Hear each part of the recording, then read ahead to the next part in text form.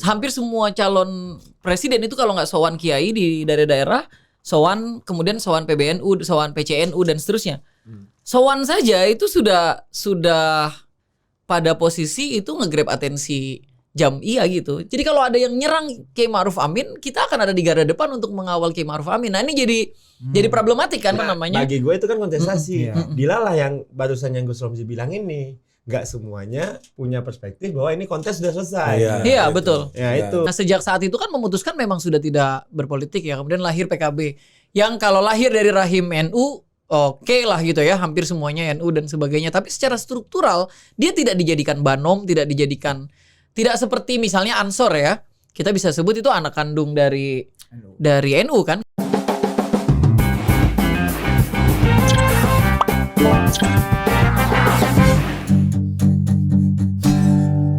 Ya lal waton, ya lal waton, ya lal waton. Hubul waton minal iman, wala takun minal hirman.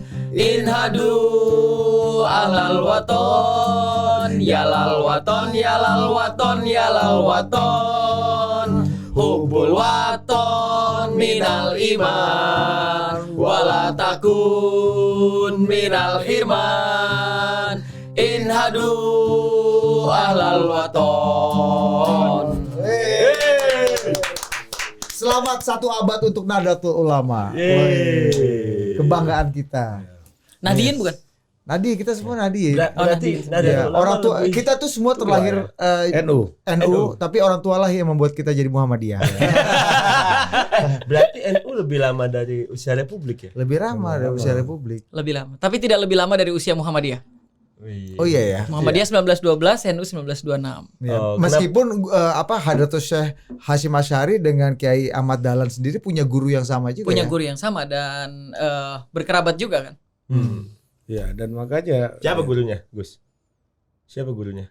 Gurunya siapa? Guru mereka berdua tadi. Banyak kalau di Indonesia tentu saja Mbah Khalil Bangkalan ya. Tapi kalau di karena Itu nama keduanya daerah Bangkalan kan? Madura, iya betul. Berarti dari sono. Enggak dari sana, Mbah Khalilnya dari sana, iya betul. Tolong ya, ini pertanyaan-pertanyaan pasti sangat basic dan sangat terlihat. Tapi keduanya Tapi keduanya dijawab pernah dia ngerti kan ya.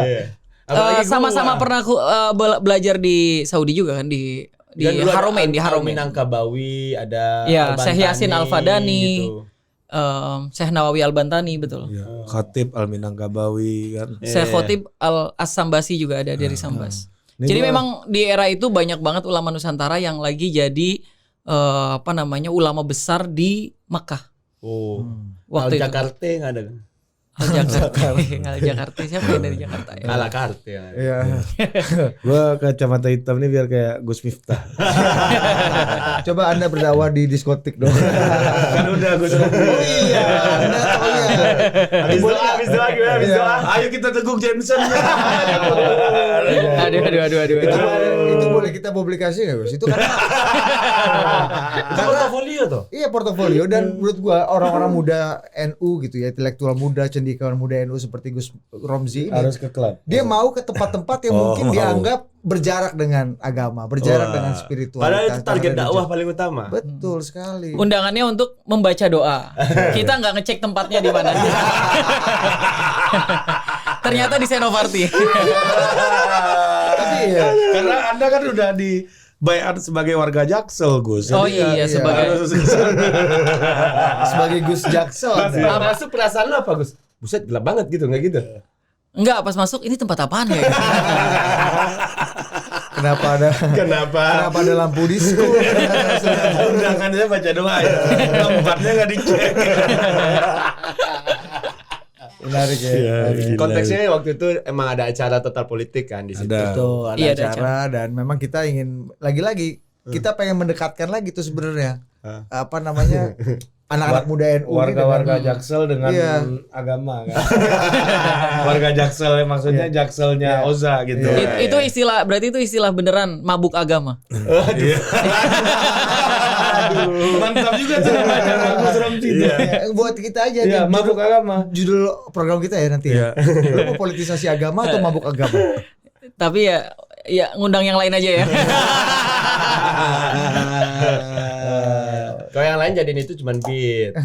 Ya, jokes aja. Kalau lu benar-benar Betul. Tapi literally. di NU ini relatif ini nggak sih Gus? Apa namanya lebih longgar, lebih rileks dalam memilih tempat-tempat berdakwah dan orang-orang yang didakwahi itu? Iya betul. Karena memang starting pointnya kan lebih luas kan. Kita kalau minjem istilahnya Gus Dur kan kita jadiin agama sebagai inspirasi bukan aspirasi. Jadi kita melihat kemenangan itu bukan pada saat semua orang Beragama. secara simbolik menggunakan Ritual. peci semua misalnya atau pakai sarung semua, pakai jubah semuanya atau fokus sama ritual-ritual keagamaan gitu. Tapi agama jadi inspirasi itu ya udah lu mungkin lu belum baik-baik banget lah masih main ke Senopati dan beberapa tempat-tempat khusus di sana gitu ya. Tapi agama tetap ada di dada lu juga gitu. Senopati Ada apotek, betul. gitu, ada Miace juga ada. Nah itu Gus, yang tolong dong. yang mampirnya ke apotik saya rasa spiritualitasnya pasti lagi tinggi-tingginya itu. Dan Ada yang mampir dengan paksa juga lu. Kalau gak buka sih gitu. Dia sampai jam 2 pagi Makanya sih. udah ada partisi jalan. korban spiritualitas itu apa? Iya, jadi kalau agamanya jadi inspirasi, Tuhan ada di ini kan setiap lu yakin Tuhan menggerakkan lu gitu. Jadi di momen-momen lu mungkin lagi down banget gitu, ada di sudut-sudut Senopati itu Nah, tapi kan Tuhan hadir kan? orang kalau down tuh healing, Gus. Healing nggak nyari Tuhan tuh gimana tuh, Gus? Ya beda-beda cara orang menyelesaikan masalahnya masing-masing kan. Ada yang emang safe house-nya adalah bertemu dengan Tuhan. Kadang-kadang ketemu sama Emang bisa Gus ketemu Tuhan? Mati dong. enggak dong, kita bisa ketemu Tuhan kapan aja. Itu gimana gitu gimana? Kalau mati itu bukan ketemu Tuhan, ketemu tanah. Nah ini sorry ya pertanyaan kawan saya ini perwakilan dakwah kampus. Alumni. Iya benar juga ya. Ini sebenarnya men-challenge NU. Alumni. Oh Karena harus dia punya doktrinnya sendiri. harusnya sebenarnya. kakak Budi. Nah, kalau gua kan memang nggak ngerti. Kalau dia sekuler. Kalau dia ini dakwah kampus. Jadi kalau Makanya dia dakwah kampus yang nggak bener Gus. Kalau bener dia jadi oposisi. Jadi kalau dari NU masih main ke diskotik kayak Gus Miftah, NU masih main ke klub gitu ya untuk berdakwah dan sebagainya masih agak make sense. Tapi anak dakwah kampus bos main ke situ, lu harusnya kasih pertanyaan lebih banyak ke Iya, lebih bro curious ini. gue di sana kan. Loh gua jadi narsum Narsum sama ya? kayak lu. Gua buka acara doang. Iya, gimana? Kita kan di set up aja, tapi yang tadi ketemu Tuhan itu gimana? Gus? Iya, kalau orang dakwah kampus ke Senopati, ini siapa yang mendakwahi siapa? Dan lu harus cek juga Valdo ini dulu. Apa tuh? Dia lihat lokasi nggak acaranya? Karena bilangnya sambutan. Kalau dia lihat lokasinya dulu, kalau di sini gue mau datang. Tapi itu menarik ketemu Tuhan tadi gimana? Iya, jadi orang kan ada yang safe house-nya orang punya masing-masing ya di momen-momen kalut, mungkin kebingungan mau kayak gimana. Orang misalnya lagi down banget milih buat healing, ada yang lagi down banget milih buat ke masjid kan. Biasanya banyak juga orang yang ketemu Tuhan pada saat dalam keadaan down doang gitu. Pas lagi happy lupa gitu kan. Nah itu jadiin agama sebagai inspirasi itu maksudnya gini.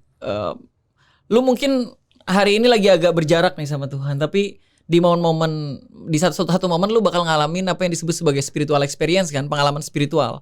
Ada orang kan yang jadi tambah soleh gara-gara kecelakaan hampir mati ternyata dia diselamatin gitu misalnya. Ada orang yang gara-gara baca konten sosial media doang imannya naik gitu kan. Mungkin Nonton konten Netflix, imannya nonton naik. Netflix imannya naik misalnya. Nonton Total Politik naik banget tuh biasanya tuh. Imannya naik ya.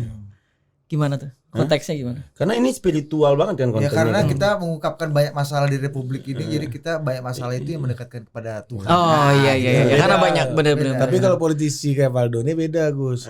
Dia berdoa menurut bohir-bohir. Ini ya jasa doa ya. Sekarang kan banyak tuh apa namanya Mari jasa. kita berdoa menurut bohir masing-masing. Iya. Sesuai yang bayar. Dia lanjut.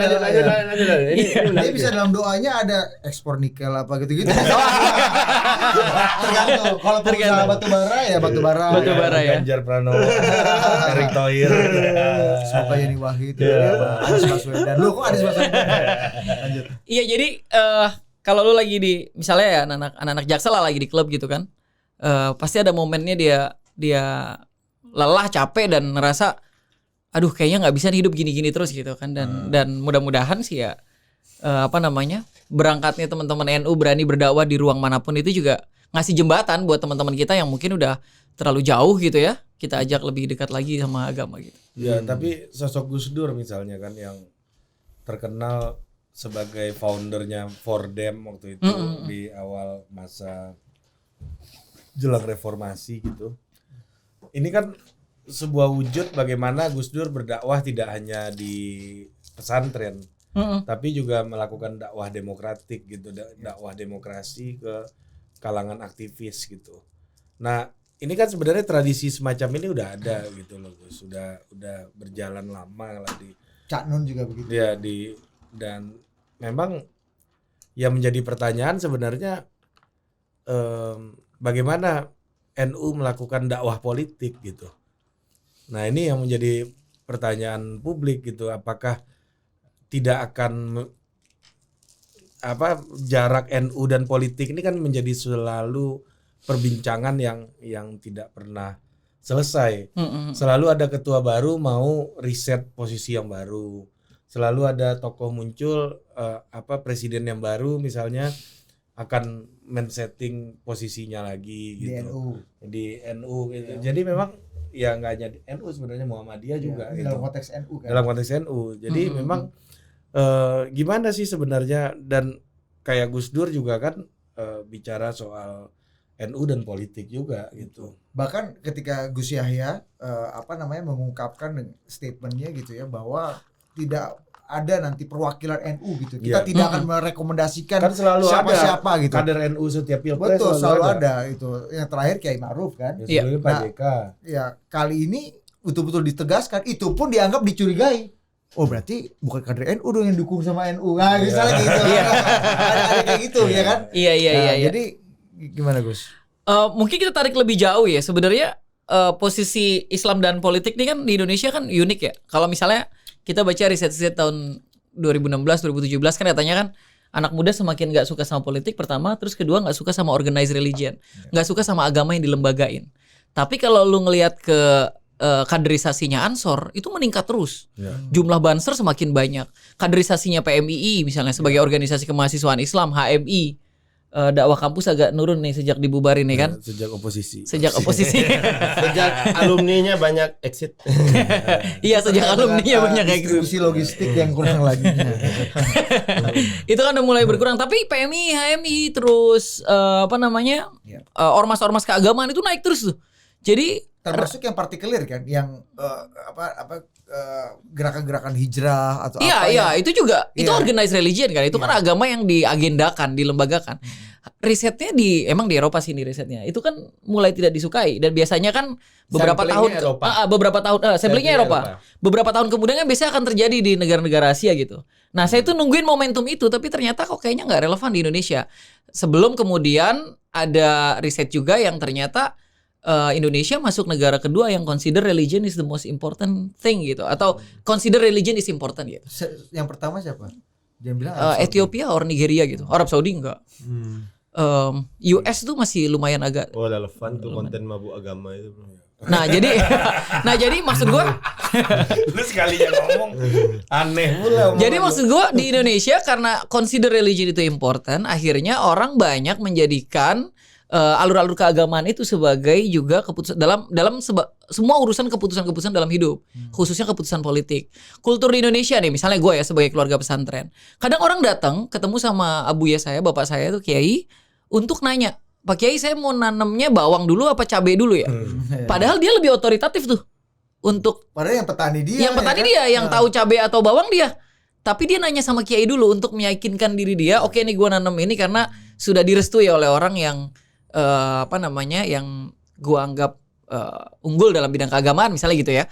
Nah, dalam urusan politik tentu saja hal itu masih terjadi. Makanya posisi NU, Muhammadiyah, Persis dan ormas-ormas keagamaan lain itu pasti masih relevan dengan isu politik hari ini. Karena sangat mungkin kalau begawan-begawan agama di level kepengurusan itu menentukan sikap, itu berpengaruh ke akar rumput juga gitu. Nah, itu yang bikin akhirnya orang terus ngejar NU kan. Apalagi paling besar masanya dan konkret ekspresi beragamanya kolektif, komunal, ada pertemuan setiap malam Jumat. Sesuatu yang kalau ini diagendakan misalnya, itu pasti mahal banget biayanya. Tapi ini kan nggak diagendakan, pertemuan itu berjalan secara organik gitu. Dengan berbagai macam variannya. Dengan berbagai macam varian, bener. Ada yang meninggal kumpul, ada yang lahir kumpul, ada yang nikah kumpul dan tiap minggu tuh bisa tuh.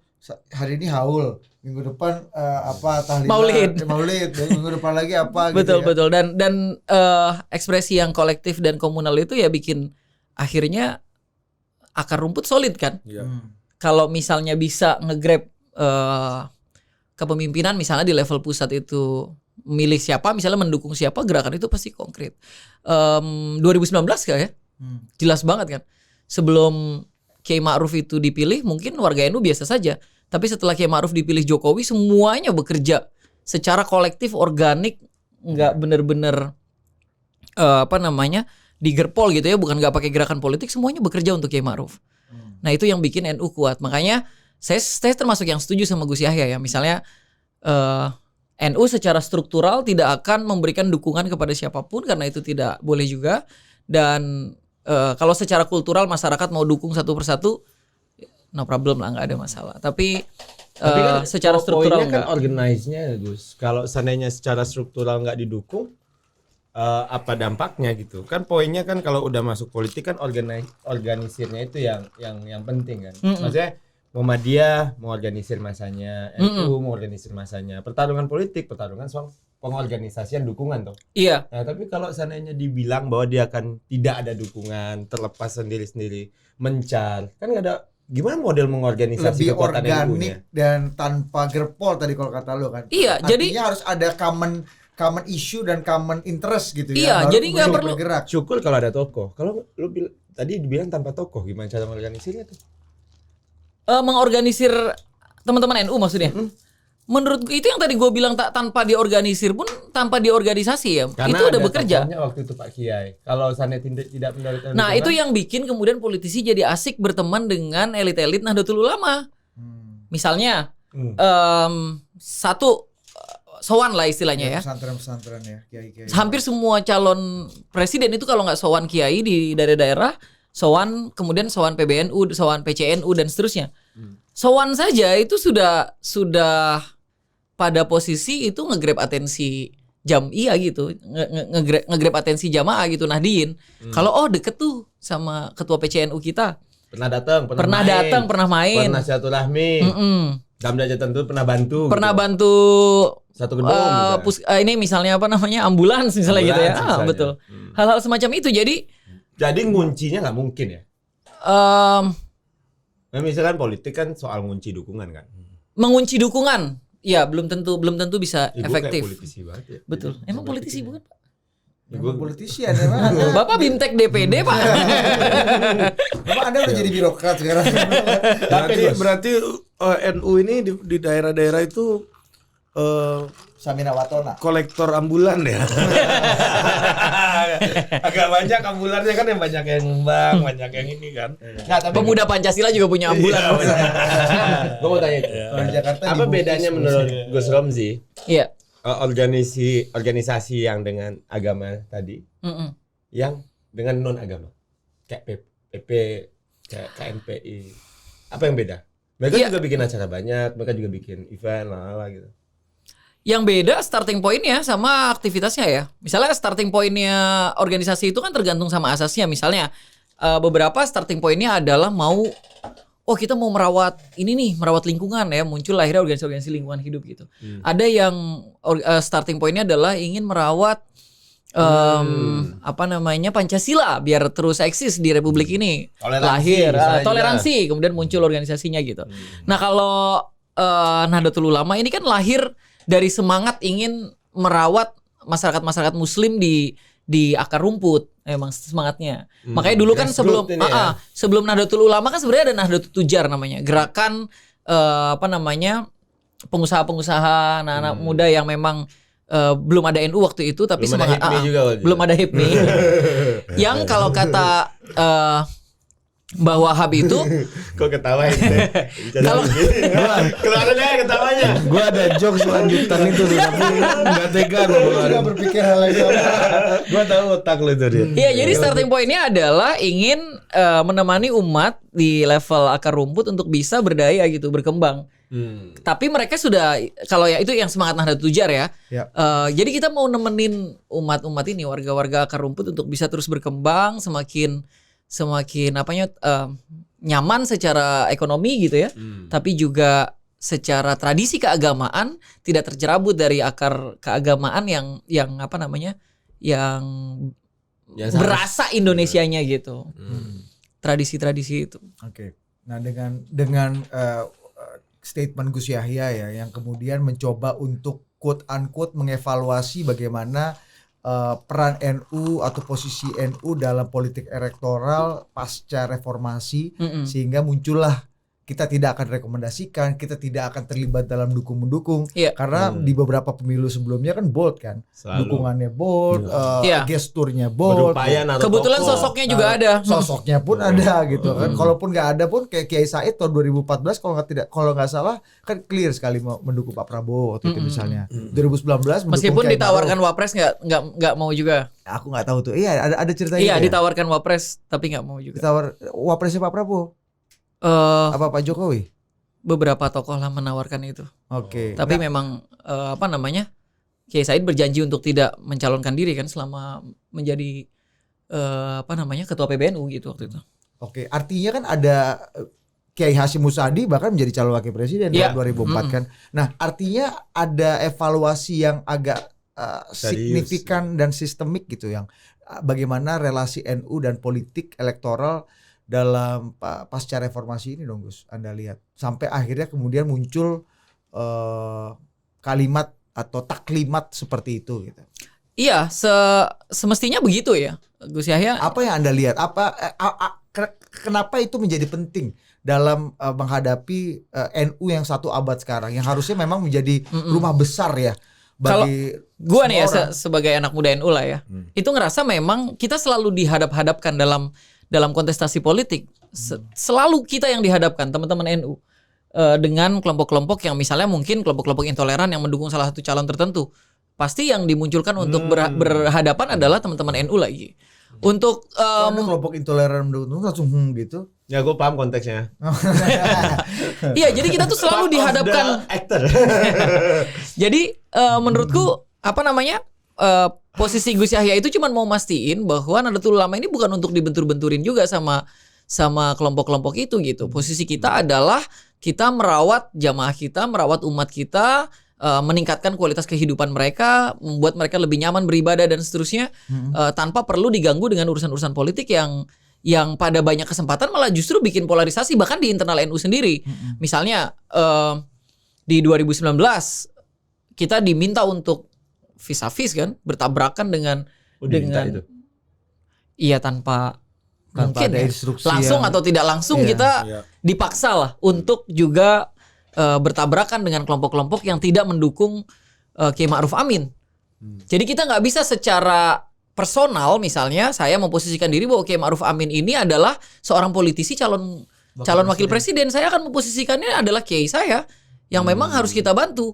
Jadi kalau ada yang nyerang Kiai Ma'ruf Amin, kita akan ada di garda depan untuk mengawal Kiai Ma'ruf Amin. Nah ini jadi problematik kan kalau kemudian kita terus dihadapkan dengan urusan politik. Posisi NU yang biasa ada di wilayah yang toleran sama model apa saja gitu ya, tapi kita nggak toleran sama intoleransi tentu saja. Kita biasanya juga berimbang, ada di tengah-tengah. Terpaksa tidak ada di tengah-tengah, tapi kita malah bagian dari pertempuran itu sendiri. Saya rasa ya kalau saya ngelihatnya sebagai anak muda NU saya nggak nyaman, dan Gus Yahya saya rasa juga punya semangat itu juga bahwa udah bukan waktunya lagi kita dibentur-benturin terus gitu. Ya, tapi ya gitu ya Gus ya. Maksudnya ketika lu masuk ke skena pertarungan politik ya lu harus sided kan. Iya, harus Ya, hadir itu. mau nggak mau. Iya. gitu Nah kan. ini pertanyaan gua ke lu Dok. Lu kan berhadapan sama pemuda NU ini dulu 2019 ya kan? Gue coba mengingat momen yang ya oke kelompok gue lah ya waktu itu. Iya, Saya lu secara juga. kelompok Iya. lah ya. Lu kan juga. ya kan? Terus ada hadapan lo sama mereka kan. Nah, lu merasa Partai dan capres yang lu dukung. iya. Ini punya dampak jangka panjang nggak sampai hari ini gitu. Maksudnya apakah ya lu ngerasa ada resistensi dari kalangan muda NU karena melihat lu pernah menjadi lawannya, atau kalau Gus Zaman udah lah ya kan. ya selain itu. Mitra itu. Sudah berteman sekarang, sudah berteman. Dari dulu berteman. Apalagi sejak ada tanda-tanda mau meloncat. Beliau kan Gerindra. Gerindra yang Caleg loh. iya, Gerindra yang aku pro Ahok dulu kan. Kalau gua resistensi lu rasain nggak gitu kira-kira, karena lu pernah berhadapan-hadapan sama Iya. Gus Romzi walaupun tidak secara formal sikap organisasi gitu ya. Kerasa sih. Kerasa ya? Kerasa. Maksud gue Masih ada dianggap sih. lu bukan Outsider, orchid ada, gitu ya. ya. Makanya satu bukan orang-orang kita, yang kedua ya lu mungkin dulu juga nggak dukung kita punya talent dan lu bawa alternatif lain gitu kan. Nah tapi ya kerasa di situ. Yang kedua mungkin dalam pengelompokan bekerjanya nih, kan kerjanya udah bareng nih. Ya nggak gampang juga untuk tap in ke kelompok itu gitu loh. Maksud gue harus effort lebih keras lah, ekstra keras bahkan dalam derajat tertentu ya. Tapi di guanya nggak pernah gue rasa masalah tentunya, karena gue nganggap pemilunya udah selesai. Dan lu lo kan politisi. Iya, gue politisinya. Musuh lu aja Menganggap lu itu aja kontestasi apa namanya? Bagi gue itu kan kontestasi. Dilalah yang barusan yang Gus Romzi bilang ini, nggak semuanya punya perspektif bahwa ini kontes sudah selesai. Iya, betul. Ya itu maksudnya, karena problemnya waktu itu lu ngantem kiai gua, tokoh idola gua, sampai kapan betul. gua kejar gitu loh. Ada nggak kasus itu ya? Pernah kan lu? Pernah ya, gitu. Lu pernah cerita sama gua. Pernah. Dan bahkan Ya akhirnya menghambat karir orang ini. iya, bahkan tentu gua suruh tuh orang minta maaf, minta ampun, gua bilang. Iya. Karena lu ngantem itu orang, gua bilang kan. Karir lu nih Iya, susah nih maksudnya- bos ya kan. Nanti Betul, ke depan betul. nih. Iya, jadi Gue gua lagi ngomongin gua mau masukin itu. berarti sekarang udah minta maaf bos. Udah. Itu aja tuh satu tuh. Jadi Dulu kan agak Pak Kiai lama itu kan- kawan jadi tuh kan. Gua kasih konteks nih. Ya, kasih konteks. Ya, jadi kan Ini Pak bagus Kiai nih, di bagus. Pilkada DKI berseberangan sama Pak Ahok. Karena fatwanya Pak Kiai lah yang kemudian Ya. membuat gerakan besar 212. untuk melawan Ahok Iya ini kan. terkulminasi. Nah, itu. Terus ini yang mana pendukung Pak Jokowi majority pasti di Pak Ahok kan. ya. Hampir semua lah, Oke. ya kan. Apalagi yang die-hard. Dia lagi cari kalimat yang pas ya. Gua tahu dia kan. Lagi ngalas-ngalas. Apalagi yang die-hard. Iya kan. Betul. Dan kebetulan yang berada di sekitar kekuasaan kan banyak yang die-hard juga. Ya, oke. Iya kan. Nah, kawan ini bilang Pak Kiai, gue gak tega kata-katanya, tapi intinya dia menyerang Pak Kiai secara pribadi lah. Pribadi. Karena Pak tanda tangan Pak Kiai lah, fatwa Dalam Pak Kiai dalam lah. konteks pemilu loh. Pemilu. Dalam konteks Ahok. Iya kan pilkada Iya, nih. pilkada. Pilkada kan still pemilu. Iya. Pemilu. Artinya Ahok kalah gara-gara tanda tangan fatwa Pak Kiai lah. Iya. Kurang Betul, lebih gitu betul. ya, konteksnya. Nah, tahu-tahu pas diumumkan Pak Kiai jadi wapres. Pak Kiai Pak Jokowi. Pusing kawan ya.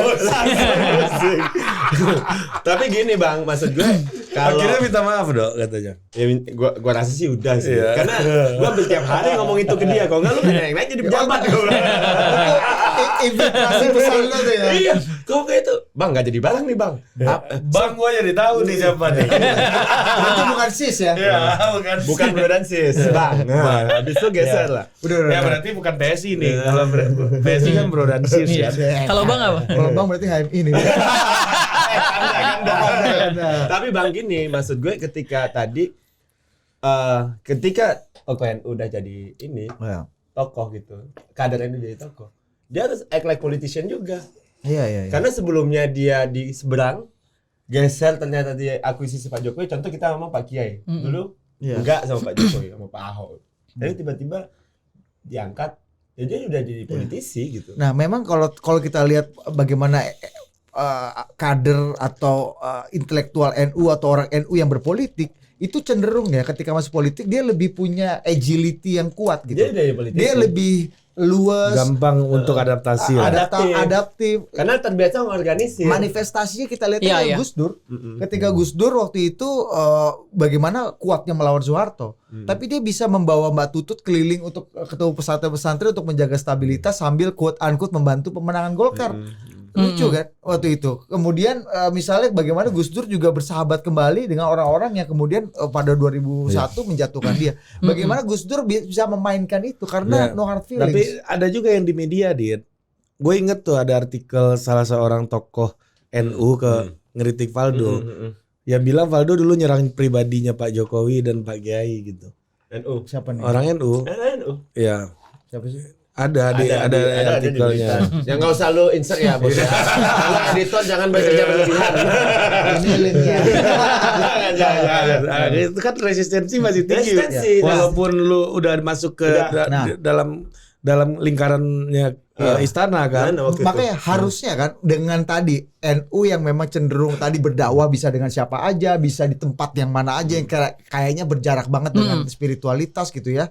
Ini kan dalam politik gimana menurut lo? Ya. Kemampuan beradaptasi, kemampuan untuk luwes juga sama seperti keluasan dalam tadi. Sama Dengan luasnya tradisi, kalau kita dengan- ngelihat ke kader-kader NU juga kan banyak di hampir semua partai ada kan. Atau ada bahasa partai ini belum ada kiainya, akhirnya masukin orang NU ada kiainya kan gitu. Kan hampir semua partai lah. Atau apa reboisasi gitu. Nah, Apa itu? penghijauan. Oh, penghijauan. Iya.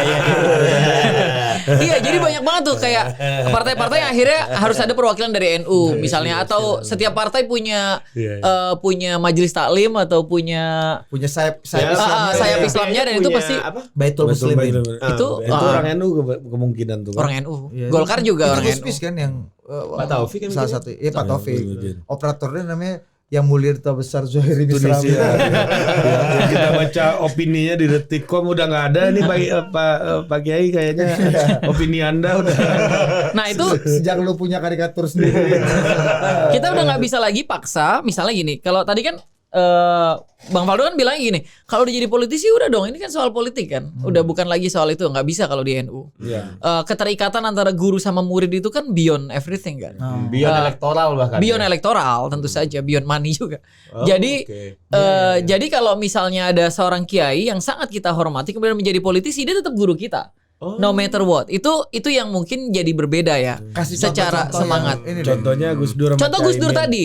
Gus Dur misalnya bisa luwes sama Mbak Tutut. Iya. Tapi kami sebagai orang yang menyukai Gus Dur dan tahu Gus Dur juga didolimi, Nggak misalnya semudah sepanjang itu, Orde Baru, gitu ya. nggak semudah itu kemudian jatuh cinta sama Mbak Tutut. Nah, ini yang menurut kita bakal terus ada. Nah, potensi keterlibatan NU di politik itu bikin polarisasi internal kalau tiba-tiba misalnya ada 2 atau 3 kiai yang itu reasonnya. beda cara pandang misalnya gitu. Itu kan pasti Nah, itu yang- jadi masalah. Nah, itulah kenapa akhirnya taklimatnya Gus Yahya tentang politik 2024 ini jadi sangat relevan ya. Buat tidak ikut dukung-dukung, tidak Iya. ikut mendorong gitu ya. Iya, secara struktural tidak akan ikut dukung-mendukung. Tapi Kalau kan faktanya pasti kan NU meskipun tidak secara statement tidak ikut mendukung, tapi kan secara ini mobil yang siapa aja pengen masuk jadi Iya. penumpang, jadi kenek kadang-kadang Mobil gede loh ini. Iya, sebentar dong jadi supir sebentar lah, gue sampai depan aja halte Ini depan. ibaratnya Budi biasanya Grand Max kan. Nah, kalau ini NU ini Elep nih. High S dong, high S ya. High S ya. Itu zaman lu masih masih Yang baru ulang tahun. masih ada Elep Kubus. Iya ya, elep ya. Ada. Ya sekarang HIS yang agak Nah, ini kan AS yang lebih HIS ente taruh iklan sini lanjut. akhirnya baik secara senyap ataupun kasat mata kalimat itu jadi taklimat itu jadi nggak begitu relevan karena pada faktanya acara-acara yang kita lihat aja nih, misalnya dalam rangkaian harlah 100 tahun NU gitu. Kan kita lihat bagaimana wajah-wajah politik juga berseliweran dan ikut ambil bagian secara serius gitu. Bahkan dalam struktur NU hampir semuanya ber-KTA parpol kan. Nggak tahu deh gua. Gus kalau Ipul sekarang iya ya. kan.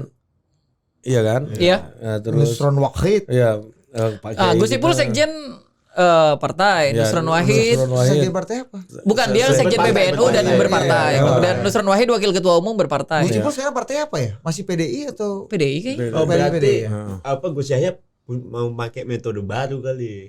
Jadi dia dia nyebar gamenya di Oh, mana-mana. Karena dibanding semuanya dulu, orang dulu satu partai. warna ya. Dan Karena ya Tapi ya, kita ya, akhirnya aja. muncul lagi nih ketika misalnya kita mencoba menjaga jarak dengan politik.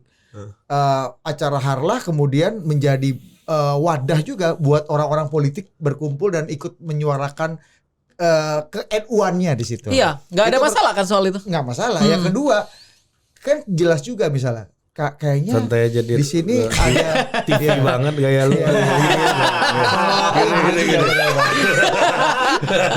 Gue selasa nonton CNN Indonesia ini mungkin teknik yang dilakukan Bang. Iya. Karena mungkin too much effort kalau kata Ali. karena mungkin ya Gus Yahya juga ngelihat lapangan yang akan terjadi 2024. Iya, iya. Setup baru. Karena iya betul betul. Dan jangan orang lupa, baru. Dan orang yang ada Start dari nol. di awaknya Gus Yahya ini punya partai beda-beda. gitu. Jadi Iya. mungkin lebih tepat strategi. Iya. Iya, lebih Pilihan berwarna kebijakan ini lebih tepat. Jadi Dan secara satu hal personal- yang bold juga ada kesannya ada DPKB-isasi di NU yang sekarang. Ah itu baru kayak lu ngomong biasanya tuh. udah nggak ini TV, udah nggak TV. Tadi gua serasa nonton CNN Indonesia. Pakai kacamata frameless lu itu loh. Saya dari mana berarti? Santai aja, kayak gua pun pakai kacamata kadang-kadang gua buka. Iya. Iya, jadi apa ya posisi menurut gue posisi NU-nya itu posisi NU secara struktur tidak boleh. Misalnya ya, anggaplah saya ini salah satu ketua di PBNU. Soal hak politik itu hak saya secara sebagai individu di Indonesia kan. Itu nggak dilarang sama PBNU. Tapi kalau saya kemudian atas nama ketua PBNU menyatakan dukungan kepada salah satu calon tertentu, itu kan nggak bisa karena menyalahi aturan juga. Ya. Tapi kalau saya secara pribadi misalnya sebagai bagian dari partai, let's say nanti Nusron Wahid mendukung Pak Erlangga Hartarto misalnya ya, untuk Dia itu enggak, ya dia. itu Udah bilang deh. Aku itu sah-sah aja maksudnya. Jadi hak politik personalnya nggak bakalan dicabut sama Gus Yahya menurutku ya. Oke. Tapi secara struktur dan nggak boleh bicara atas nama struktur kemudian mewakili struktur mendukung salah satu calon tertentu. Tapi hak politik personal tentu saja nggak bisa dicabut kan itu. Ya, termasuk siapapun yang ingin quote unquote ya. Menumpang. Ya saya nggak mau bilang itu. Tapi menumpang itu misalnya itu juga nggak apa-apa juga kan. Ya menurut saya nggak ada masalah sih. Aku mau nanya, ini mungkin buat tata politik dan juga ini. Jadi kan tadi dibilang bahwa Itu jadi ini host. kekuatan ini relevan. Itu Dia kacamatanya itu ya. Kawan emang tipikal pengambil alih. Apa aja bisa diambil alih sama dia. Kan gini, NU relevan kalau seandainya ada kekuatan intoleransi. Jadi mau nggak mau secara alam bawah sadar diposisikan dan derajat tertentu mungkin difungsikan gitu. Ya kan? Nah, di politik, di pemilu Pak Ari, Pak Budi, Ya. polarisasi itu lu nggak bisa hindari. Ya kan? Ini narasi pendukung Ganjar nih. Iya kan? Polarisasi nggak bisa dihindari. Enggak, tapi misal kan pasti akan pola itu kan kutub kok. Gua kan Iya, iya. fisika gitu Iya, iya. kan. Ya kan berkutub pasti berkubu gitu. Nah, dengan teknik ini, dengan kebijakannya Gus Yahya ini, apakah ini upaya juga untuk meredam yang namanya polarisasi itu? Karena lu di kanan kiri gitu. Lu nggak vis-a-vis nih sama kelompok yang dalam tanda kutip lu anggap berbahaya untuk republik gitu. Kali aja mungkin. Iya, nggak tentu saja saya nggak bisa nafsiri secara langsung ya benaknya Gus Yahya kayak gimana. Mungkin Totpol bisa ngundang Gus Yahya secara langsung soal itu. Tapi kalau soal positioning dari dulu, dari zaman saya awal-awal kaderisasi di NU ya, karena banyak proses kaderisasi di NU tuh kan. Saya diajarin bahwa pada beberapa konflik kita tuh ikut sama Abdullah bin Umar, anaknya Umar bin Khattab. Umar bin Khattab tuh punya anak Abdullah bin Umar. Nah, Abdullah bin Umar itu pada setiap konflik yang terjadi antara kampus tahu tuh bos nama itu bos. tahu ya, Tahu, tahu tahu, ya. tahu. Agak sama. Nggak bakalan nanya Fatimah anaknya Nggak, siapa nggak, nggak ya? Guys, ada yang nanya Fatimah itu anaknya siapa? Apa goblok betul. Itu anaknya ngomong. Tolong. Itu DU2 UU. Dungu. Lima aja Anda nggak tahu nih. Bodoh Anda sih. Tadi gue lagi ngomong apa ya? Oh ya, Abdullah bin Umar. Nah, positioning Abdullah bin Umar itu pada saat pada setiap konflik itu pasti tidak akan memberikan dukungan kepada salah satu taking side, tapi mungkin secara pribadi memahami dan mengetahui mana yang mungkin lebih tepat gitu ya atau lebih dekat dengan kebenaran, tapi secara positioning tidak mau terlibat dalam pusaran konflik itu. Nah, standpointnya begitu kalau saya ngelihatnya. Kenapa NU juga memang secara organisasi ya sudah, kita bukan dari bagian yang sedang bertikai. Tapi betul tadi misalnya ngomongin soal intoleransi. Suka ada beberapa istilah-istilah yang dimunculin baik oleh politisi maupun secara sistemik ya dibangun untuk membuat NU tidak punya pilihan selain berada di posisi salah satu. Yang tadi saya bilang, di setup untuk Saidit tadi. Kayak misalnya jangan pilih calon ini nih, calon ini nih, kayak misalnya gitu ya. Cukuplah misalnya di beberapa kultur yang NU-nya kuat. Asal salah satu calon disebut Muhammadiyah saja, orang NU akan dukung calon satunya. Misalnya ada 2 calon nih, jangan dukung yang ini nih. Dulu kecilnya sekolahnya Muhammadiyah misalnya. Dulu partainya PAN misalnya. Atau dulu pernah di PAN, meskipun dia lulusan anaknya PKS, Akademi Dakwah Kampus misalnya. Walaupun dia rektor UNU sekarang. Iya, jadi bisa jadi itu kan kayak dipaksakan kan. Ada kan rektor UNU. Jadi oleh gerakan politik atau oleh mesin politiknya dibuat untuk Saidit. Meskipun orang pada nggak mau sebenarnya. Nah itu kadang-kadang pilihan yang berat. Nah itu yang lagi dicoba ditahan sama Gus Yahya. Jangan sampai struktur sampai ke level ranting memberikan dukungan atau menunjukkan dukungan kepada salah satu calon tertentu atau salah satu partai tertentu yang itu berpotensi bikin bingung jamaah di bawah begitu. Tapi mendefinisikan itu loh bos, maksud gue tidak mendukung itu susah di politik menurut gue. Iya. Tapi kalau secara struktur tidak mendukung kan gampang. Ya struktur itu kan dalam bentuknya itu adalah deklarasi toh. Formal Formal, struktur kan. itu bicara Iya, atau Secara ngumpulin misalnya gini, ketua DPC lah, ketua PCNU misalnya di Cirebon mengumpulkan MWC NU Untuk deklarasi, yang kecamatan gitu bukan kan? untuk deklarasi, untuk bekerja saja. Hmm. Untuk kepentingan politik salah satu calon. Iya. Itu kan menyalahi peraturan juga. Tapi kalau dia kerjanya tidak berkumpul tapi mencar-mencar boleh. Sporadis ya. Iya kan? Iya. Agak tipis tuh. Iya, Dan karena kan rasanya memang memang nggak bisa, memang nggak bisa. Enggak, karena pengurus PCNU, PWNU juga kan anggota partai. Iya, Juga makanya. caleg juga. Iya. Kalau kita lihat misalnya Sekarang udah mulai berkurang sih. oh enggak nih rezim lama. Oke. Oh, rezim lama udah ganti. Rezim lama NU. Iya, udah ganti. Ya kan baru kayak Yahya Stakuf. Kan biasanya juga gitu. Pak Jokowi jadi presiden pun dirjen-dirjen zaman SBY juga masih ada. Juga masih ada, nggak langsung berhenti semua. Tapi ya benar. Tapi di NU sendiri sekarang dalam menghadapi 2024 tuh strugglingnya lebih banyak internal atau eksternal. Kalau dulu kan misalnya jelas nih lawan kita kelompok intoleran atau ya mereka lah yang Iya, ingin polarisasi dibikin begitu ya, kan, dibikin 2 kutub. organisasi transnasional whatever gitu-gitu lah. Itu kan apa namanya analogi lama ya. Sekarang ini challenge-nya lebih banyak di internal atau eksternal Gus, termasuk di kelompok-kelompok NU yang muda ya. Yang udah Sebenarnya sih dari hari ke hari ya, aktivitas harian warga NU tuh nggak ada challenge apa-apa kalau menurutku ya.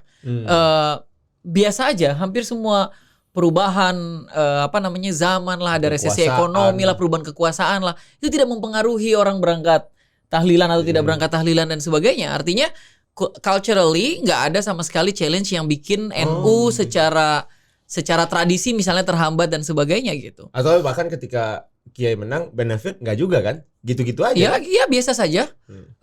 Kita pernah misalnya bulan nambah kan 6 bulan. Itu mah Kolektor. misalnya kan nggak gitu-gitu amat gitu loh Gus. Biasa aja, kan? Iya betul. Kan pernah zaman Gus Dur misalnya pas eranya Pak Harto lama banget NU ada di posisi kayak direpres gitu lah ya. Aman-aman aja. Orang masih tetap asik-asik aja gitu kan. Malah justru paling berasa kalau ya tadi NU dihadapkan face a face dengan kelompok-kelompok yang tadi intoleran tapi gerakannya adalah gerakan politik. Saya rasa suasana kebatinan di 2019 itu sangat tidak nyaman gitu ya sebagai anak muda NU. Ngapain sih kita kayak gini gitu. kayak begini ini kan urusan politik doang kita mikir yang sama gitu. kok gue sama. Sama ya. Sama anak muda sebelah sana juga sama. Sama ya merasakan itu ya karena kita ngerasa Karena bodoh sebelah sana. semangat keagamaan kita tuh semangat keagamaan kita tuh nggak ngedorong kita untuk bertikai seperti itu. Jadi kalau lu tadi nanyain soal challenge ya, gue nggak paham juga tuh bro definisi yang lu maksud. gue paham. Coba. Karena lu yang nanya. Iya, gue nggak Ya, paham. Kalau 2019 kita punya musuh yang ada di sana. Kalau di Kita? nggak kita di NU misalnya nih, kita lawan lu kita di NU? sana. Enggak, misalnya Di mana siapa? Itu tes pertama sebelum dikasih KTA. Coba. Tadi video waktu nanya Fatimah anaknya siapa tuh? Belum banget Kayaknya harus di-input ya videonya ya. Di overlay videonya. Oke, jadi masuk kampus. Lu jawab itu dulu. Baru KTA lu keluar. Ya tadi udah ini latihan tryout. Dulu kan ada di sana musuhnya. Sekarang kan kalau kita lihat misalnya di dalam sendiri ini bicara kondisi real aja gitu ya, Gus Robzi ya, yang kita lihat ya sebagai manusia politik ini ya. PKB kan yang menjadi anak anak dari rahim NU gitu kan. Kayaknya kan justru jadi anak tiri di struktur NU sekarang yang bahkan dari pusat dan daerah. Tadi kita sempat bilang, lu kan pengurus PCNU juga anggota partai. Enggak, sekarang udah mulai enggak, bos. Bos ya kan. Ya, kita tahu partainya apa kan. Maksudku, nah ini kan internal struggle juga akhirnya bukan musuh ya, maksudnya rival kita bukan cuma yang di sana, tapi di sesama di dalam nih untuk memperebutkan kue yang ada gitu. Lu gimana menghadapinya? Lu menangkap ada nuansa yang sama apa enggak? Itu CNN atau Total Politik? Mending lu yang nanya. Hampir tipis lah tadi, Bang. Udah mulai sadar tapi sadar langsung. Jadi kalau seandainya lu udah keluar ini udah leher lu. Udah CNN. Gini aja nanya orang tuh gini aja deh. Gus, gitu aja. Gue juga jadi serius banget ini. Makanya. Ini yang bikin subscriber kita lama naik. CNN lu ini nih. Karena Maaf ya Gus ya. nggak apa-apa. Udah biasa kalau ditokol. Lanjut. Ceramah aja diinterupsi. Iya. Dasar. But, kelihatan but lu. Nanti masuk nggak? Nih. Enggak. Ini NU nih. Lebih ke tentara nih sebenarnya. Iya, jadi kalau lu nyebut misalnya PKB itu anak tiri, menurut gue berarti ya lu nggak punya anak kandung. Logikanya begitu, karena sebenarnya emang nggak ada anak kandung politik NU ya. Beberapa orang Kayak misalnya Said ngomong kemarin pidatonya ada tuh. apa itu? Wak? Ya NU PKB adalah anak kandungnya NU. Anak kandung NU ya? NU ya PKB NU gitu. Di pidato terakhir Kiesa itu. Ya, tapi PKB. secara struktural kan tidak menelurkan itu kan menurut gue ya. Kecuali partai NU yang dulu disepakati.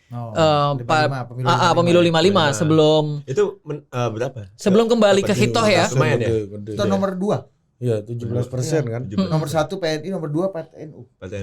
Sebelum kembali memutuskan untuk kembali ke hitoh, nggak lagi jadi partai tapi jadi jamiah gitu kan.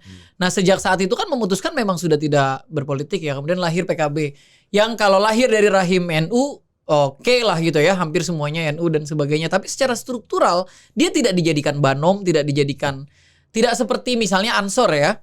Kita bisa sebut itu anak kandung dari NU kan, karena dia memang secara struktural juga masih terikat ada di kartu keluarga yang sama gitu kan. Voters lagi. Voters ya. Apa? Masuk voters gak tuh NU? Ansor. Dalam pemilihan. Enggak dong. Kalau Muktamar tuh jadi voters gak? Enggak dong. Kan yang ngevote kan bapak-bapaknya aja, anaknya enggak ikutan ngevote. Iya. Yang ngevote ketua PCNU. Ketuanya aja, Pak. Ya, enggak, ketua Ansor tuh enggak Ketua Ansor tidak. ada hak rights suara to ya? vote ya. Enggak ada. Kan kalau Golkar kan organisasi kekaryaan kan Ada juga satu punya biasanya. kan punya suara. Itu arisan bapak-bapak, ibu-ibu, anak-anak enggak usah ikutan gitu. Tapi nonton boleh. Nonton boleh. Bikin ribut boleh. Jangan gitu, Gus. Aneh.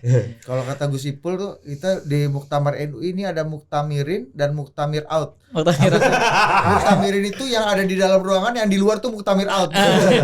Lanjut. Iya, jadi secara struktural tidak. Meskipun isinya orang NU semua ya di PKB ya, yang lahir tumbuh berkembang melalui kaderisasi NU kan. Dan Mas itu Daniel Johan ini ya. Mas Daniel nih NU juga. NU cabang ini ya. NU cabung. Ayo lanjut. Kalbar pokoknya daerah Kalbar lah. Kita percayalah. Nah, jadi posisi PKB sama NU ini menurut gue ya akhirnya jadi PKB adalah tempat orang-orang NU berjuang di politik misalnya. Tapi beberapa orang NU juga memilih untuk berjuang di politik di partai yang lain gitu. Jadi ya sah-sah aja. Kayak misalnya Gua kalau misalnya disuruh berpolitik ya, misalnya gua ada intensi untuk berpolitik meskipun gua nggak mau jadi politisi, mungkin rumah yang pertama akan saya datangi adalah PKB gitu, karena di sana banyak teman saya, banyak keluarga saya dan sebagainya gitu kan ya.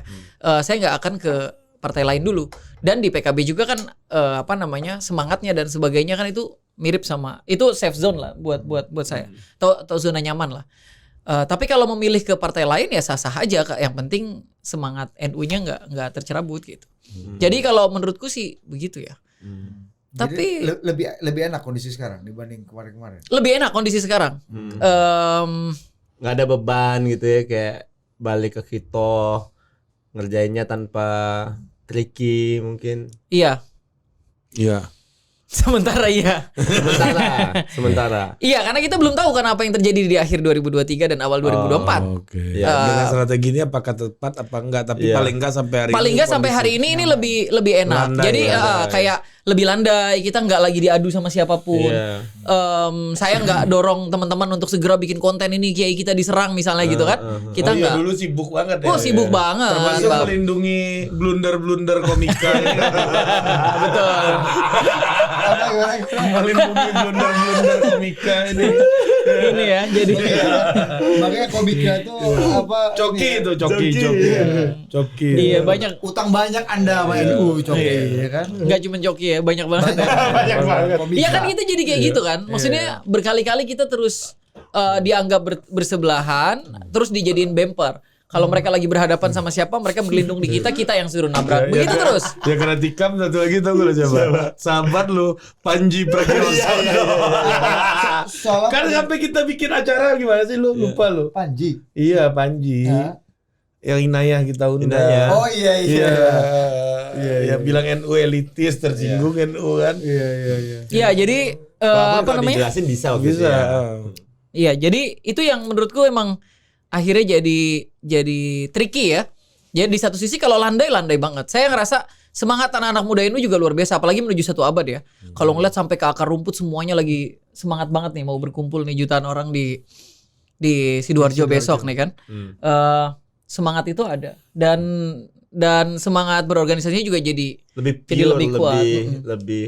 lebih otentik lah. lebih otentik, betul. Lebih ikhlas, lebih sincere gitu. Dari dulu ikhlas kalau gitu. Oh, itu Dari dia. dulu sincere, dari dulu ikhlas. Kan lebih. Tapi Lebih, dipaksakan ini lebih. untuk bertarung sama orang. Iya. Iya. Akhirnya suasananya jadi berbeda. Iya, jadi agak Analogi Imam Ali yang ini Ini Pak Zulfan nih. dalam setiap pada peperangan Ini. Imam Ali itu udah face to face tuh sama apa namanya, ada kafir harbi lah yang harus diperangin ya.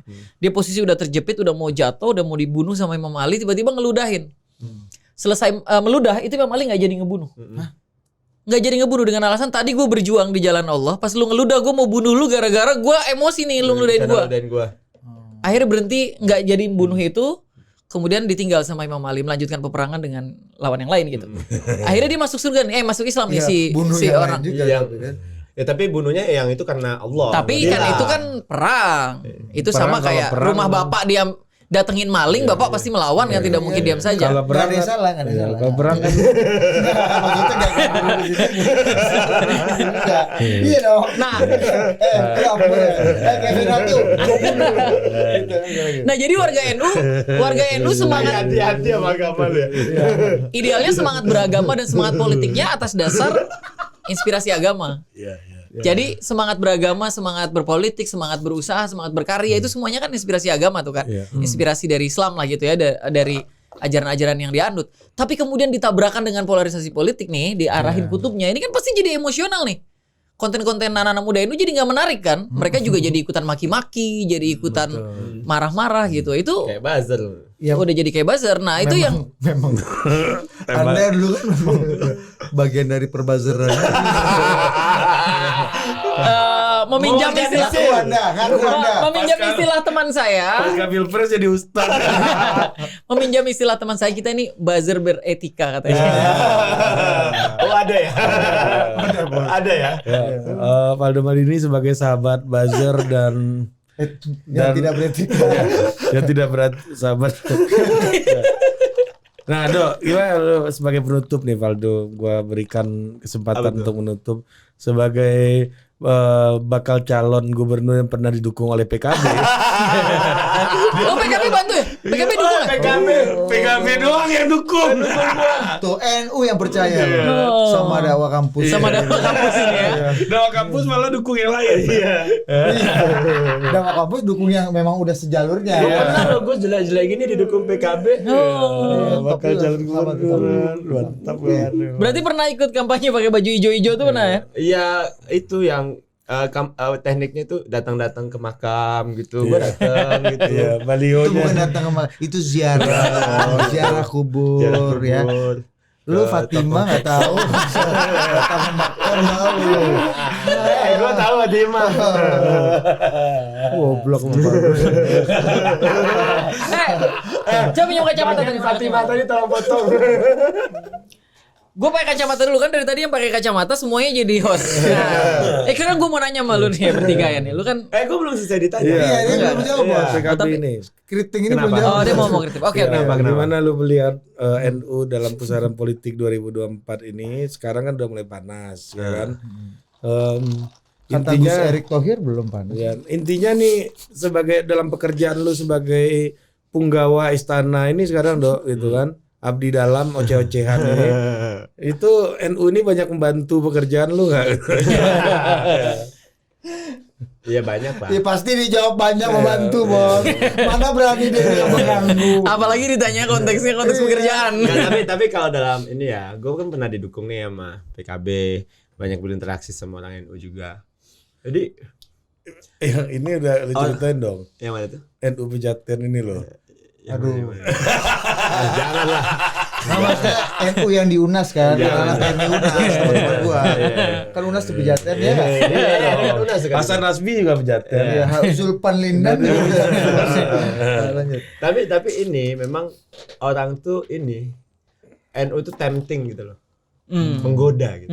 Untuk Secara dijadikan numbers ya. mitra, dijadikan apa? Teman, dijadikan sahabat gitu. Kayak sama Nur Zaman tuh ada kebanggaan lu jalan Iya sama gitu. dia. Nah, jadi ada ini apa? Kan gue kan bukan NU nih, gitu kan? Ya, belum lah, mudah-mudahan ya. Dan gue nggak tahu juga cara masuknya gitu loh kan.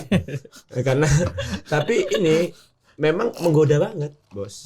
Secara politik ya. Menggoda gitu. Nah, Secara tapi- politik apa secara apa secara nih? politik, secara kebudayaan, pertemanan, menggoda ini nih untuk kita bisa tap in gitu loh. Iya. As politician lah tentunya kan. Iya. Nah tapi kan waktu itu rezimnya masih PKB-nya masih sama NU begini. Waktu lu Ya waktu zaman gua di deklarasi. Pilkada Sumbar tuh 2020 kok gua nggak salah. Iya. Masih begini. Oh, belum muktamar ya? Masih begini. Nah ini akan terjadi perubahan menurut gua kalau seandainya polisinya Pak Ketum ya namanya? Ketum NU sekarang ini tetap begitu. Ya lu bareng di Singapura kan sama Iya bareng di Singapura beliau ngobrol kan. sama dia gitu kan. Apa ya? pernah jadi Pembicara ya? Iya, pembicara ya. Oh, kayak gini ya cara mereka berpikir gitu. Menggoda, Bos. Karena size. Politik kan orang selalu ngeliat size. Iya, iya. Pragmatis aja, numbers. Dan raja elektoral ya numbers ya. Dan loyalty. Dan gimana cara lu untuk pakai mata uang yang cocok untuk mereka. Mata uang ini belum tentu uang ya. Iya. Ya kan? Tadi currency ya. apa? Currency apa? Ambulan. Currency mata uang sama itu ambulan misalnya kan. Ambulan koleksi. Bukan Bukan currency, beda. Nah, jadi ya kalau gue lihat sih semua orang tuh pasti pengen didukung NU. Pasti pengen didukung NU. Nah, pinter nih kalau NU-nya nggak pengen ngasih dukungan ke siapa-siapa. Karena harga lagi tinggi nih sekarang. Gitu. Paten nih langkahnya nih. Makanya Gus Romzi bilang nih kondisi Paten nih paling langkahnya nyaman nih. ini Kalau menurut sekarang. gue langkah lebih paten nih. Jadi dia berusaha untuk bawa pertarungan NU. Mau mendukung aja dianggap menggoda, Apalagi nggak mendukung gitu loh. kan. Ini agak paten nih langkahnya kali ini, Bos. Jadi orang nggak bisa ngunci dia.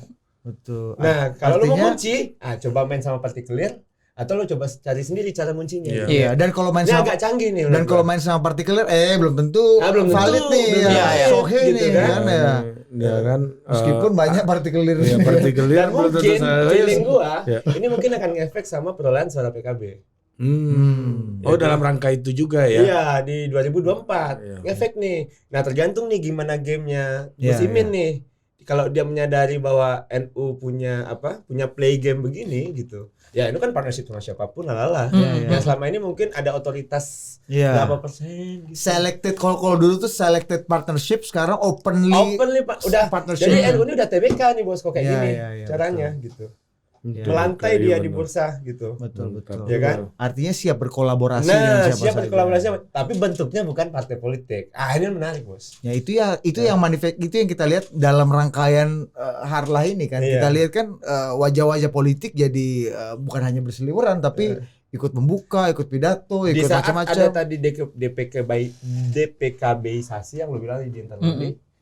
Lu lihat juga di politik Indonesia juga partai makin terseleksi terus. Ya. NU memilih TBK-kan dirinya.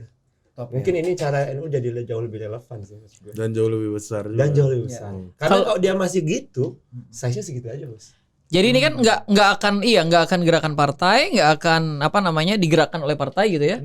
Terus gua ngelihatnya kayaknya bakal 2024 bakal banyak civic volunteerism yang lahir dari tubuh NU. Karena secara struktural tidak bisa menggunakan Ya. struktur NU. Akhirnya gerakan-gerakan kerelawanan politik non partisan dan non NU menurutku bakalan lumayan banyak. Kayaknya Iya, ini kalau yang partikelir ini kan Gus Romzi. ya udah nggak konkret, Argo jalan Argo dulu. jalan terus. partikelir. Iya, partikelir. Nah, ini bisa nih, Bos. Ini mau pagi ya.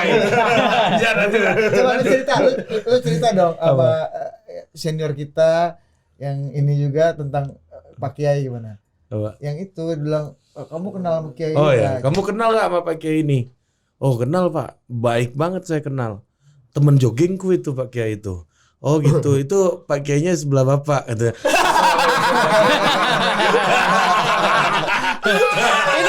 itu kejadian real loh. Real, ada orang sama masih hidup. baru kesini beberapa lama. Orang NU yang sini banyak bos, ada Guntur Romli, Ada Romzi Ahmad. ada Mas Zaman, ya kan? Betul. olah tuh olah. Itu yang akan terjadi dengan partikelir. Partikelir pun hidup, Iya. tapi ya lagi-lagi kan ujungnya dari partikelerisasi ini apa sih? Di ini kan di ballot kan, di apa namanya di ballot box Di kan? kertas suara. Kertas suara, dan itu juga gimana mengkuantifikasinya. Artinya Lebih cakep NU ini TBK menghidupi partikelir, menghidupi kerawanan sosial, kerelawanan sosial. Open for dibeli sahamnya. Betul, Ya kan? termasuk partai-partai yang awalnya merasa bahwa dia pemilik saham terbesar di NU. Ya, kayak. pemilik berarti tidak ada pemilik tunggal. Enggak Ya. lagi. Dan secara Dan ini nyaman ya, nyaman, oke, lebih Lebih nyaman. lebih mantap. Kelihatannya sih kalau khususnya nanti ya menghadapi 2024 ya. Lebih fleksibel mereka. Lebih fleksibel. Iya, kalau Gus Erick Thohir gimana nih sekarang? Gus Erick Thohir. Anak kayak siapa? Pertama saya tidak mengenal beliau secara personal. Ya Gus Erick kan ini kan Gak pakai Gus bos. Ketua SC satu abad NU. Iya, ketua SC. Nggak bisa Kalau kepanitiaan memang jago beliau. Jago ya. Iya, Kaisang kan beliau juga. G20 ya. Asia Asian Games G20. Mas spesialis ketua ASEAN. panitia kan. Ketua panitia. Itu udah bisa kita panggil Gus belum, Pak Erick? Kalau Ketua dirimu SC. menghormatinya sebagai anak dari gurumu, silakan. Siap, guru lu siapa sih? Kayak Kan udah banyak punya bapak. Kiai Tahir berarti. ya, dia udah punya masjid di ini loh. Amerika Los loh. Angeles, Iya, LA gitu. Atohir. Ini gue udah pakai kacamata host nih, gue mau Ah, nanya iya, singkat aja nih buat kalian bertiga ya sebagai teman orang NU. Kan nggak jelas nih NU atau enggaknya. NU lah kita. Kalau gua bisa itu semua Kalau dia udah duduk ke PKB bos. Oh iya. Lu harapan lu tuh sebenarnya gimana? Mau lu tuh gimana? Kalau secara positioning NU di politik ya, bukan untuk konten ya, lu senang-senang aja kalau ribut lu panggil ya kan jadi. bukan sudut pandang konten nih, tapi sudut pandang NU sebagai bagian dari warisan ini adalah produk dialektika di Indonesia dan sebagainya. Harapan lu gimana nih sama Ari? Gimana? Lu dulu. Ya kalau gue sih Gue nggak mau lu kalau gue dulu dia contek-contek. udah tahu gue paling susah kalau suruh kata gitu kan. Host Total Politik itu satu pinter, satu bodoh gitu. Enggak juga. Satu ganteng yang Iya, pasti. iya, iya. Gua. Dia pinter dia. Iya dia udah iya tadi iya katanya. Dia ngerasa dia kan. Dia sadar betul dia ganteng, Gus. Memang Ini gak kalau- cocok di NU nih, Gus. Ya, kalau untuk itu kayaknya oke lah. Bisa lagi RB kita. Nggak, tapi menurut gue NU sekarang memang dengan Gus Yahya ya, memang tidak hanya kuat secara tradisi, anak kiai punya pendidikan pesantren yang juga udah lunas lah, udah tuntas lah gitu ya. Kemudian kita juga masuk ke era NU tidak hanya memperkuat Islam tradisi di kita menjadi rumah besar masyarakat NU yang lebih dari 40 juta gitu ya. Sekarang juga NU dengan Gus Yahya yang juga punya international networking yang luar biasa, Gus. Kayaknya NU udah bisa go public ke internasional juga sebagai mewariskan apa yang dulu dilakukan oleh Kiai Haji Abdurrahman Wahid. Tidak hanya kuat menjadi basis pemegang tradisi Islam Indonesia yang sohih gitu, tapi juga bisa mewarnai tradisi intelektual peradaban dunia gitu. Jadi Gus Yahya menurut gua jadi pintu masuk dan jembatan yang bagus sih untuk membawa NU bisa go public ke internasional. Dan untuk politik Indonesia udah bener, kita pun lebih nyaman melihat NU lebih berwarna sekarang. Jadi ada demokratisasi NU, tidak hanya monolitik satu warna. Bukan karena lu yang partikelir tadi bukan? Enggak kan Oh, bukan. punya akses kepada mobilisasi bawah ataupun struktural atas gitu kan.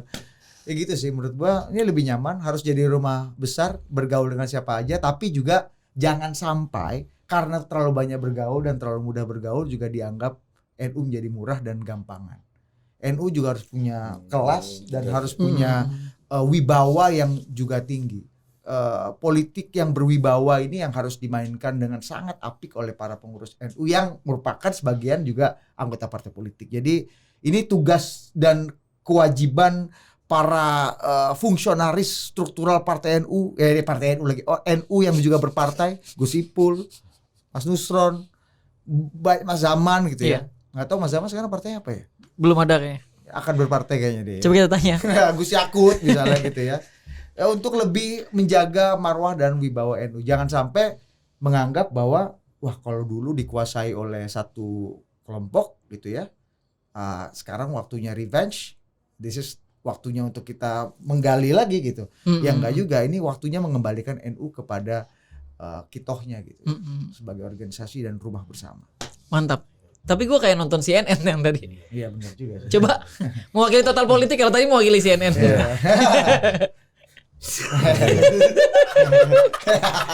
Udahlah. Ya, bagus. Tadi Jangan tepol lah. paten lu. Mungkin karena lu habis ujian tesis kali ya. Jawabannya sentul itu gue lihat. Ini harus Lu paling ganteng dia. Paling ganteng lu ini dah. pendidikan Rifana Pratiwi. Karena nanti kan mau ditulisnya ini kan, gelar yang baru kan. Jadi Budi Adiputro, Mkom. MKom. MSI. MSI. Mau kita taruh di sini nih. Magister. Ya kayak biar nyamain Prabu Revolusi, Doktor Prabu Revolusi. Dr. L. Prabu Revolution. Kan. Gimana deh? Ya, kalau gue sih ngelihat NU ini Gus kayak di zaman dulu ya, bagaimana kita kan nggak bisa membayangkan lagi hari ini NU akan seperti Gus Dur lagi gitu ya, dalam artian ya eranya Gus Dur adalah produk terbaik di zaman itu udah. Karena dia adalah bagian dari civil society dan kemudian melakukan dorongan dan membuat partai politik gitu kan. Gus Dur waktu itu setelah jadi ketua NU kemudian ikut mendorong reformasi, kemudian jadi presiden gitu. Mungkin hari ini bukan itu lagi eranya gitu.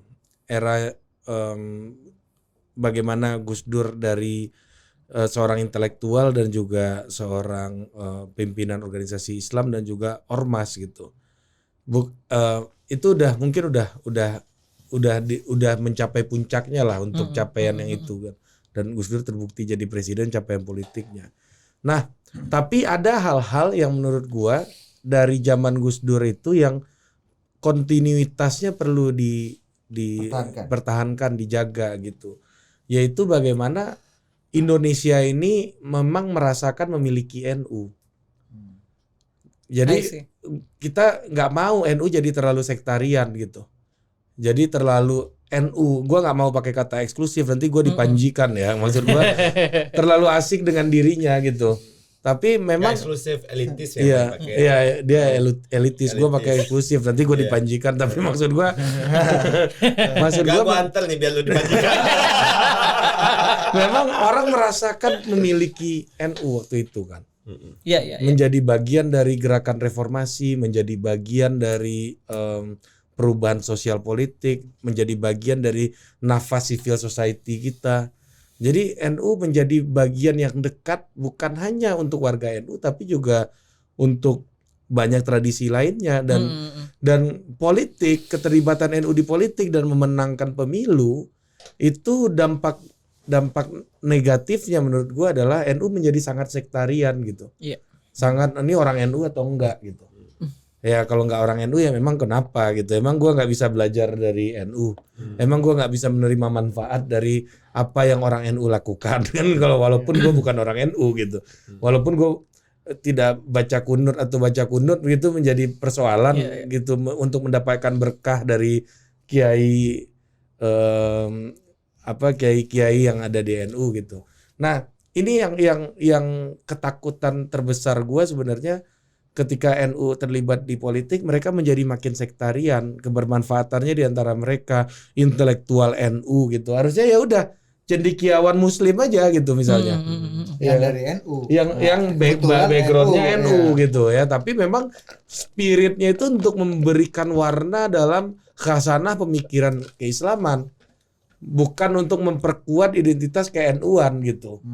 Nah di politik kita itu apa yang Valdo sebutkan tadi harus sided. Ketika lu harus sided, lu harus ngeblok. Lu harus punya market ceruk yang sangat spesifik gitu. Sehingga apa? Sehingga antagonisme itu semakin lazim digunakan, yaitu Anda kawan saya atau lawan saya gitu. Nah, tapi problemnya kan NU ini manfaatnya ini warisan bangsa ini gitu. Ini NU ini untuk negara ini, untuk keberlanjutan bangsa ini. Kita belum 100 tahun merdeka. Kita ingin Indonesia itu bisa 100 tahun, 500 tahun, bahkan 1000 tahun. Dan NU punya kontribusi besar untuk menghadirkan itu. Ya. Dan bahaya apabila NU makin sektarian. Lu bayangin kalau NU makin sektarian, itu ya gilanya, itu pikiran radikalnya. Jawa Timur tuh bisa merdeka, bos. Itu radikalnya ya. Radikalnya kayak gitu. Nah, makanya kebutuhan untuk membuat NU semakin menyadari dirinya besar, dan memberikan manfaat dan memberikan keterbukaan dan berorientasi kepada kehidupan kebangsaan yang orang mana merasa memiliki NU, dekat dengan NU, enggak tanpa harus menjadi NU. Itu jauh lebih penting hari ini gitu. Karena dampak pertarungan dari 2014 sampai 19 bahkan mungkin di 2024 nanti 2017 juga kena. Iya, 2017 pilkada itu kan itu membuat yang 212-nya makin sektarian, yang NU-nya makin sektarian, yang Muhammadiyahnya makin sektarian, yang gondrongnya makin sektarian. Nggak ada gondrong sektarian ya, tapi banyak orang NU yang gondrong ya. Itu maksud Gori, gondrong buri. Kiri Islam. Kiri Islam apa tuh? Iya. Kiri tapi Islam. Oh ya kiri Islam. Nah, jadi itu sih dan kehebatan Gus Dur adalah beliau orang yang memfasilitasi dan menghidupkan yang anomali-anomali di NU. Yang anomali pun ibaratnya kata gue ke Valdo, pasir pun dielus gitu. Gus Dur gitu. Pasir pun dielus ya. Betul. Ya kan yang anomali aja di apa istilahnya di openi gitu. Apalagi warga negara normal yang hidup seperti halnya banyak orang biasanya ya juga harusnya mendapatkan berkah dari keberadaan NU. Nah, menjadi netral itu kan cara. Tapi kan tujuannya kan sebenarnya membuat NU harus berdampak yang jauh lebih besar. Gitu. Nah, di sini challenge-nya apakah cara ini tepat atau enggak gitu. Dengan Gus Yahya yang merupakan secara ideologis ya dekat sama ya jadi editor nanti lu langsung tambahin CNN mu. Jadi lu tahu gak bagaimana Apa sih? Ini cara ngomong doang. Jadi gimana? Salah. Gimana gestur CNN sama gestur Totpol bedanya gimana? Ya coba lu ketemu Nggak. Pak SBY gimana? Jadi saya datang ke pernikahan ini dengan Mas AHY dan Mas EBY. EBY siapa Pak? Ibas. Lu pakai ditanya. Udah tahu kan. Tahu bos. Bohong aja. Nggak mungkin. Pakai ditanya. Hancur. Iya, Gua nambahin Ari dikit ya, Bang. Gus boleh Dur. banyak pun boleh. Bagus sih, bagus tuh tadi. Jadi apa Gus Dur itu sebenarnya di masa waktu itu menebalkan ya kebermanfaatannya NU untuk Indonesia kan lebih bold kan. Jadi justru malah menurut gua Gus Dur itu menambah konstituensinya NU Betul. secara Iya, iya. eksponensial waktu Betul, itu. Iya. betul. Banyak kelompok minoritas, orang yang terdiskriminasi. Waktu itu jadi lomba sebelum Bupati lu Yoyo jadi lomba kontes waria ini. Iya. Iya kan? Apa namanya itulah. Gus Dur pernah jadi juri. Ya. Dorce waktu itu Gus Dur yang kemudian membela orang-orang yang harus nikah beda agama dan macam-macam yang punya backlash ya atau keterbatasan sosial dan politik di Indonesia. Jadi ya mudah-mudahan cara gini bisa menambah konstituensi NU lebih banyak lagi karena semakin bermanfaat, semakin besar juga konstituensi NU secara kultural. Poin gue gini, dalam politik arah mengarahkan dukung mendukung, NU mungkin akan mengambil garis jarak aman gitu ya, tetapi nggak boleh jadi apolitis gitu. Jadi apolitis justru lebih bahaya lagi gitu kan, ya kan? Karena jadi rujukan juga pasti. Iya, Nanti pasti kan minta dawuh kiai nggak sih biasanya kan? Iya, nggak? Betul. Siapa ke penguasa yang nggak kerjanya nggak akan bisa sesuka-sukanya atau otoritarian atau apapun namanya itu ya sembrono. Kalau dipantengin sama kiai-kiai kan nggak berani bos pasti. Iya kan? Minimal dia ngeri kan. Iya ngeri juga kan. Ya, Dok, lu apa harapan lu? Masa gua berdua? Gimana Kak Valdo yang pernah didukung oleh PKB. Abdul Somad. Abdul Somad. PKB Caimin bos. Tapi Abdul Somad tuh kemarin waktu Pilpres kayak dia banyak dukung orang yang Cagup dukung, Pilpres dukung gitu. Whatever, nggak lanjut. Nah, kalau gue sih itu aja bahwa politik itu nggak jauh lebih besar dibandingkan Islam itu sendiri kali ya. Ya kan Islam itu rahmatan lil alamin gitu loh. Ya, ini yang gue dapat. Gue didiknya kayak gitu. Dan apa namanya? Ya back to the track juga lah gitu. Ya. Bukan berarti dulu nggak di dalam track gitu. Tapi kan zamannya berubah Gus. Gue yakin sih ya ke depan itu kan zaman berubah, demografi berubah, susunan komposisi warga berubah, dan transfer of knowledge-nya pun mungkin caranya lebih ribet gitu. Hari ini kan ya perubahan zaman, Indonesianya nggak bisa lo tebak gitu. Jadi menarik sih kalau seandainya NU itu ya satu tadi tuh ya nggak untuk ya misalkan gue nggak NU nih, tapi gue pengen Dapat dukungan nih bos. Kalau sebagai politisi gue pasti ngomong gitu. Tapi sebagai umat muslim nih gue ngomongnya. Sebagai orang yang KTP-nya Islam gitu kan. Ya you can do more than that lah bos gitu. Yang bahkan kan NU juga pernah punya gagasan Islam Nusantara, gue lihat kemana-mana gitu kan. Rebumisasi Islam Nah, kalau Gus Islam Dur ya. Banyak gitu, dan itu tuh belum ada lagi tuh yang gitu-gitu tuh. Karena jujur gue waktu itu Kan diserang sama ente. awal ngobrol sama Diserang sama ente bos. nggak ikutan kayaknya yang itu deh. Ente punya kawan Maksud maksudnya. gue gini, pemikir tuh banyak dari sini lahirnya gitu. Yang ya kan intelektual lu lihat aja di Indonesia ini. Ya kan? Nadir banyak banget. Pemikir dari sini semua bos. Nah, jadi kalau lu pengen bangsa ini ada pikiran, pasti dari sini. Nah, orang yang bisa punya banyak pikiran, main politik agak susah bos. Oh, agak susah. Agak susah karena Nggak, politik maksudnya sudah Jadi yang ada- main politik dia nggak punya pikiran. agak susah itu bukan berarti nggak bisa kita. Oh, iya. Karena kan kita terpengaruh sama electoral game. Betul. Yang dalam derajat tertentu Sistemnya ya. sistemnya ini nih, sistem kita Iya. nih bikin kita melakukan apapun agar menang. Iya. Gitu loh. Nah, dan NU masuk ke sistem itu. Iya. Ya janganlah. Karena ada value yang harus dijaga yang mungkin tabrakan gitu ya. Ya wibawanya. Ya, aturan main di setup sedemikian rupa agar menghadirkan banyak hal sehingga Jadi hal Anda- besar terlupakan gitu loh. Jadi Anda mendukung proporsional tertutup. Gua juga itu. Dengan kalimat Anda itu udah jelas. Apakah ini Ini kita lagi ngomong NU. artinya Pak Jokowi juga Fatimah biasa siapa? lah. Mantap banget tuh closingnya tuh. Thank you. Iya, gue terima kasih banyak lah. Pertanyaan sama. Lu jawab dong. Oh, pertanyaan yang sama. Iya. Oh, nanya ke gue juga. Gue pertama tentu saja terima kasih lah lu bertiga tadi apa namanya? Dengan luar cara biasa. CNN ini oke lah, Beautiful ya. words lah. Datang dari teman-teman dan gue sebagai bagian dari NU juga semakin bangga dan semakin yakin sebenarnya NU ini betul dilahirkan untuk bangsa ini bahkan untuk dunia ini kan. Semangatnya kan sekarang semangat Rahmatanil alamin. lil alamin betul. Sekalian alam. Baik manusia, tumbuhan, Mas hewan masuk dan nggak tuh? sebagainya. Mas masuk juga nih. Iya, nanti NU harus Masuk. bicara fikih Mars tuh. Vicky Mars. Gua tuh sempat diskusi sama dia. Serius tuh kita ngomong Gara-gara soal Elon Musk ini Iya, loh. kita jadi pikiran, Bos. Ya itu sholat nggak ada kemana ya gitu. Satu. Kaabah kan nggak ada di sana kata gua ke Fantasi dia. lu feel art gitu kan. Jadi pemimpin di bumi. Iya. Mas piye Pak Ari gua bilang kan. Kan? Iya, gua itu juga tanya tuh kalau di apa ya namanya ISS ISS Ya. station Stasiun, ya. space itu sholat mereka sholatnya ada mana Pak Masa Ari? nggak ada ke bawah kan?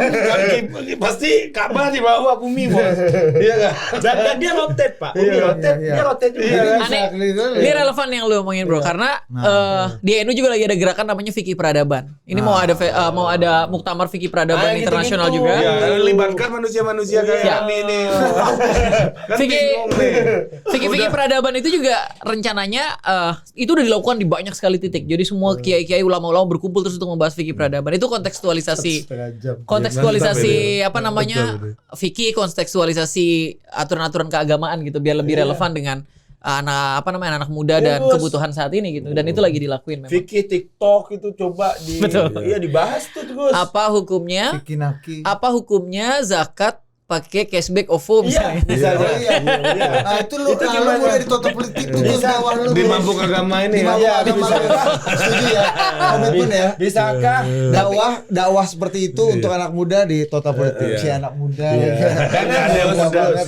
Gus, ini nih banyak ada gap kita nih. Mm-mm.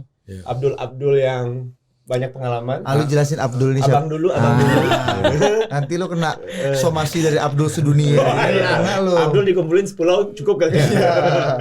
Sama penonton Total Politik mungkin banyak yang anak-anak muda suka diskusi panjang tuh. Iya. Nah, lu ini komitmen ini cara lu Shake berdakwah hand lu dong, nih. iya. Ya, sekali lagi ya. Ya, sah. Sah. Nah, terus Ya bos. Gua apa Gua cameo. lagi ngelamun-ngelamun berdua ngopi kan.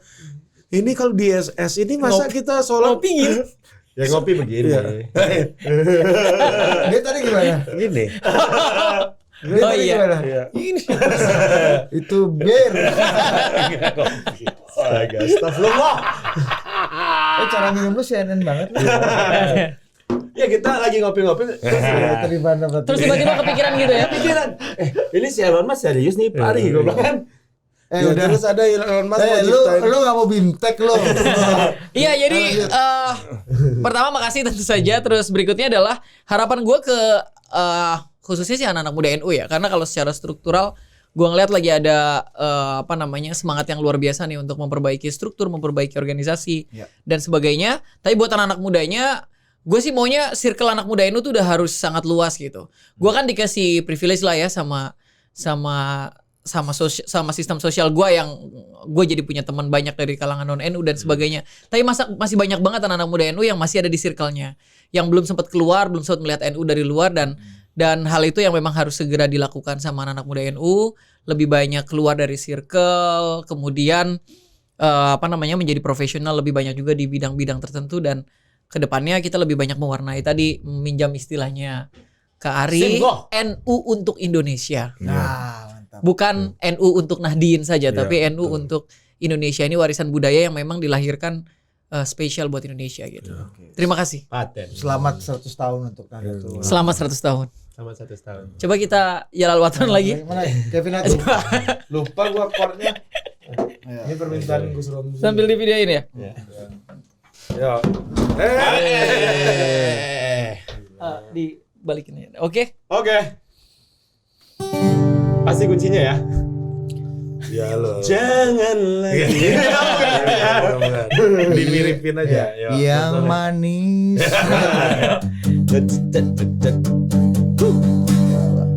Ya lal waton, ya lal waton, ya lal waton. Hubul waton minal iman, wala takun minal hirman. Inhadu ahlal waton, ya lal waton, ya lal waton, ya lal waton. Hubul waton minal iman, wala takun minal hirman. Inhadu alal waton. Sampai jumpa di Sidoarjo.